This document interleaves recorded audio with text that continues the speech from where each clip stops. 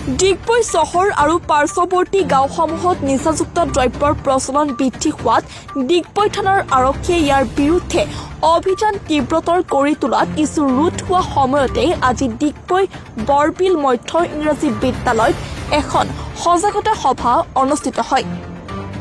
ডিগবৈ থানাৰ মহিলা কোষৰ সভানেত্ৰী ইলা দত্তই সভাপতিত্ব কৰা সজাগতা সভাত মুখ্য অতিথি হিচাপে ডিগবৈ থানাৰ ভাৰপ্ৰাপ্ত আৰক্ষী বিষয়া দিব্যজ্যোতি দত্ত, বিশিষ্ট অতিথি হিচাপে থানা সমিতিৰ সভাপতি ধীৰাজ গগৈ, গাঁওৰক্ষী বাহিনীৰ চক্ৰ সংগঠক ভুৱন হাজৰিকা, সচেতন মহিলা নৱজানী শইকীয়া বৰুৱা, শিক্ষক অচ্যুত কোঁৱৰ উপৰিও স্থানীয় বহু পুৰুষ মহিলা আৰু ছাত্ৰ ছাত্ৰী উপস্থিত থাকে।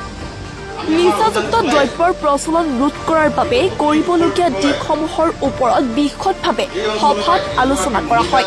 এজন পুৰুষেও আহি ছাৰ কামটো বৰ সুন্দৰ কৰিছে দেই, আপোনালোকৰ লগত আমি আছো বুলি এজন মানুহ নাই।